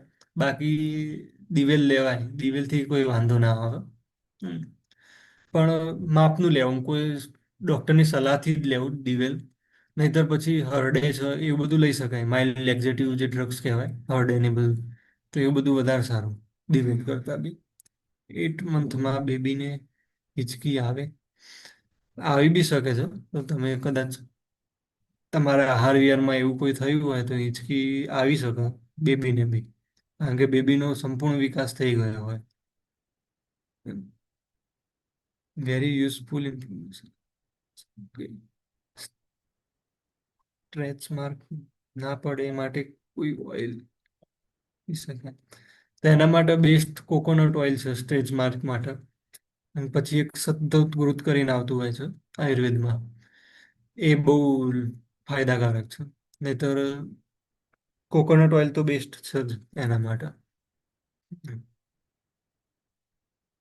2nd મંથ ચાલે છે, બહુ થાક લાગે છે, ઊંઘી રહેવું પડે છે, ખાવામાં કોઈ ટેસ્ટ ખબર નથી પડતી, ખાવાનું પણ બહુ ઓછું થઈ ગયું છે. હા, નોર્મલ જ છે, કારણ કે 1st અને 2nd મંથ દરમિયાન હોર્મોનલ ઇમ્બેલેન્સ બહુ હોય. એટલે આ બધા મૂડ સ્વિંગ થવા, આપણા ખોરાકમાં બદલાવ થવો, એ બધું રહેતું હોય છે. પણ આ બહુ લાંબો સમયગાળા સુધી રહે તો પછી પ્રોબ્લેમેટિક. બાકી 2nd મંથ સુધી નોર્મલ છે આપણા સિમ્ટમ્સ માટે. હિંચકી એ એનો રિફ્લેક્સ છે. કોઈ કદાચ વાયુ એકદમ સડન વિકૃત થઈ ગયો હોય તો એના માટે હિંચકી આવી જાય. તો એના માટે જો હિંચકી આવતી હોય ને તો એકવાર ગાયનેકને કન્સલ્ટ કરી જ લેવા અને એમની સલાહ લઈ લેવી એકવાર, કારણ કે ઘણીવાર હિંચકી બી પ્રોબ્લેમ કરી શકે છે. તો એકવાર ગાયનેકની સલાહ લઈ લેવી હિંચકી માટે. 3-4 મંથમાં વેટ લોસ ગેઇન એવું થાય છે તો કોઈ પ્રોબ્લેમ ના ના, કોઈ વાંધો નહીં. 3rd-4th મંથ દરમિયાન વેટ લોસ ને બધું થતું હોય ને તો વાંધો નહીં. આપણે ખોરાક નોર્મલ સારો રાખવો અને જે સુપાચ્ય હોય, સારી રીતે પચી શકે એવો ખોરાક આપણે રાખવો. હોર્મોન્સ અનબેલેન્સ હોય તો પ્રેગ્નન્સી રહેવામાં કોઈ પ્રોબ્લેમ થાય? મોસ્ટલી થતી હોય છે, કારણ કે હોર્મોનલ ઇમ્બેલેન્સ હોય ને તો આપણે પહેલાં હોર્મોન્સને બેલેન્સ થાય એવી કોઈ ટ્રીટમેન્ટ લેવી કે જેથી હોર્મોન્સ રેગ્યુલેટ આવે. નહીંતર ઇમ્બેલેન્સ હોય તો ઘણીવાર પ્રોબ્લેમ થતી હોય છે. એમના માસિકમાં બી ઘણીવાર ચેન્જીસ આવતા હોય અને આપણા ઇમોશન્સ ઉપર બી ઘણીવાર બહુ ચેન્જીસ આવતા હોય. તો એ હોર્મોનલ ઇમ્બેલેન્સ હોય ને તો સૌથી પહેલાં તો એની ટ્રીટમેન્ટ કરવી અને પછી જ બેબી પ્લાનિંગનું વિચારવું. 6 મંથ ચાલે છે મને થી થતું બીબી બહુ, એમાં કોઈ બહુ પ્રોબ્લેમ વાળું નથી. એકવાર કોઈ ગાયનેક જોડે સોનોગ્રાફી કે એવું કંઈ કરાવી લેવું. બાકી ન થાય તો એમાં કોઈ બહુ ચિંતાની વસ્તુ નથી, બેબી બમ્પ ફીલ ના થાય. પણ એકવાર આપણે સોનોગ્રાફી કરાવીને નોર્મલ છે કે એની મોમેન્ટ કેવી છે તે એકવાર એ ચેક કરાવી લેવું વધારે સારું રહેશે. પાઇલ્સની તકલીફ માટે શું કરવું કરાય? તો પાઇલ્સ માટે તો ઘણી આયુર્વેદિક ટ્રીટમેન્ટ, નહીં તો સુરણનું શાક ખાઈ શકો તમે. જો પાઇલ્સની તકલીફ હોય અને તમે કન્સીવ થઈ ગયા હોય ને તો ઘીમાં શેકેલું સુરણનું શાક ખાઓ ને તો એ પાઇલ્સમાં ઘણી રાહત આપી શકે છે. બાકી તે વધારે મદદરૂપ થઈ શકે પાઇલ્સ માટે. હિંચકી માટે યુટ્યુબ વાળા કે લંગ્સ મેચ્યોર થાય એટલે આવે. આપણે યુટ્યુબમાં બહુ માનવું નહીં, એકવાર ગાયનેકની સલાહ લઈ જ લેવી, કારણ કે હિંચકી માટે બીજા ઘણા બધા રીઝન હોઈ શકે છે. આ એક લંગ્સનું મેચ્યોર થવું એ બી રીઝન છે, બીજા ઘણા બધા રીઝન છે. તો એકવાર ગાયનેકનો કન્સલ્ટ કરી લેવો એ વધારે સારું. યુટ્યુબ ઉપર જોઈએ એના કરતાં કોઈ સારા ગાયનેકને બતાવી જ દેવું. નહીં તો પછી ખોટો પ્રોબ્લેમ આપણે રિસ્ક ન લેવું જોઈએ હિચકી માટે. 4th મંથ ચાલે છે, બટ એટલું દેખાતું નહીં. Easy to okay.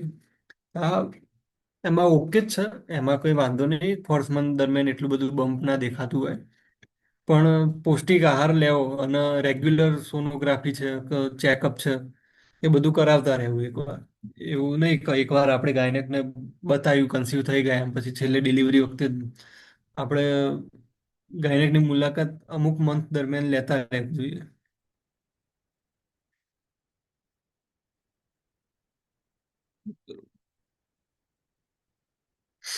વેટ ના વધે તો શું કરવું? તો વેટ માટે મેઇનલી આપણો ખોરાક જ એક મહત્વનું છે. તો આપણા ખોરાક ઉપર આપણે શું છે, નહીંતર પછી આપણે ચેક કરવું શું ઇનડાયજેશન છે કે એ બધું છે.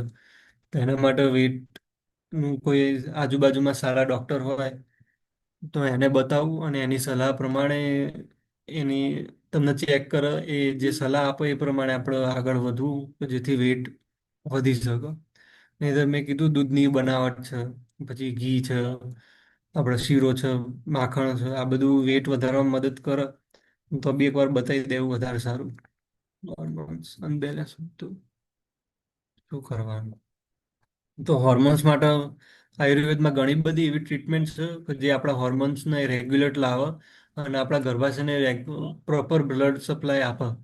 તો એ બી તમે ટ્રીટમેન્ટ કરી શકો છો હોર્મોન્સના ઇમ્બેલેન્સ માટે. 8 મંથમાં કોઈ એક્સરસાઇઝ કરવી બેટર છે જેથી નોર્મલ ડિલિવરી થઈ શકે? હા, 9th મંથ સુધી બી એક્સરસાઇઝ હોતી હોય, પણ એના માટે કોઈ સારા યોગ ટ્રેનર હોય. મને યોગનું એટલું બધું ખ્યાલ નથી, પણ કોઈ સારું યોગ ટ્રેનર હોય કે જે આના માટે સ્પેશિયલ યોગ માટે જ એની યોગની જ ટ્રેનિંગ લીધેલી હોય તો એની એકવાર સંપર્ક કરી લેવો અને એની સલાહ પ્રમાણે યોગા છે એ બધું એક્સરસાઇઝ કરી શકાય.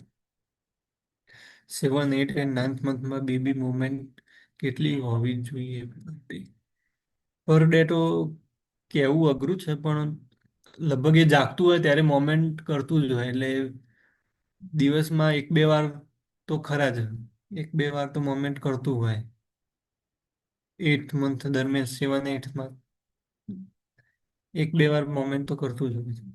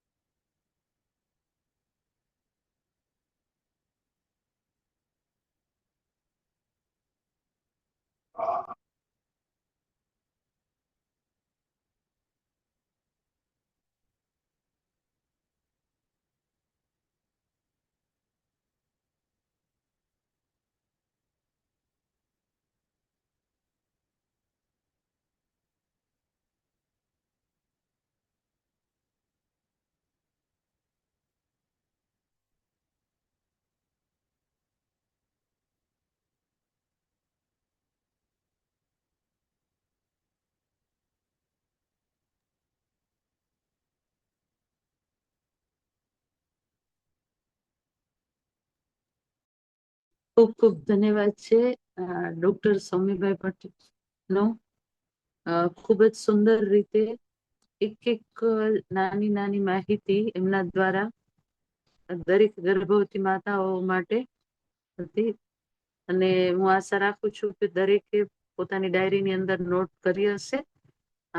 આગળનો હું સંગીતાબેન પટેલને વિનંતી કરીશ કે તેઓ સૌમ્યભાઈને કારણ કે એવા સમયે કે જ્યારે ખરેખર અચાનક જ એમને જાણ કરવામાં આવી બેન દ્વારા અને તેઓએ સ્વીકારીને સેવા માટે તરત જ ઉપસ્થિત થયા. ખરેખર ભાઈને ખૂબ જ ધન્યવાદ છે, સૌમ્યભાઈને. ખૂબ ખૂબ આભાર સૌમ્યભાઈ કે જેમ અત્યારે હાલ વિકટ પરિસ્થિતિ જે અચાનક ઉભા રહ્યા હતા. સરનું ઓપરેશન છે, છતાં તમને મેં કીધું તમે એક ક્ષણનો પણ વિચાર કર્યા વગર આ સેવામાં હા પાડી અને જે અમારું આ સેશન હતું, આજે માતાઓની જે પાઠશાળા હતી એમાં તમે સરસ મજાનું જ્ઞાન આપ્યું. અચાનક છતાં પણ પ્લાનિંગ થી માંડીને 9 મહિના સુધી જે ગર્ભ યાત્રા છે એનો આહાર વિહાર છે, એની એક્ટિવિટી છે, ચિંતન છે, યોગ પ્રાણાયામ છે, દરેકનું ઝીણવટથી તમે જ્ઞાન આપ્યું શાંતિથી. તો પહેલા તો હું તમારો ખૂબ ખૂબ આભાર માનીશ અને આ જ રીતે હંમેશા અમને મદદ કરતા રહો.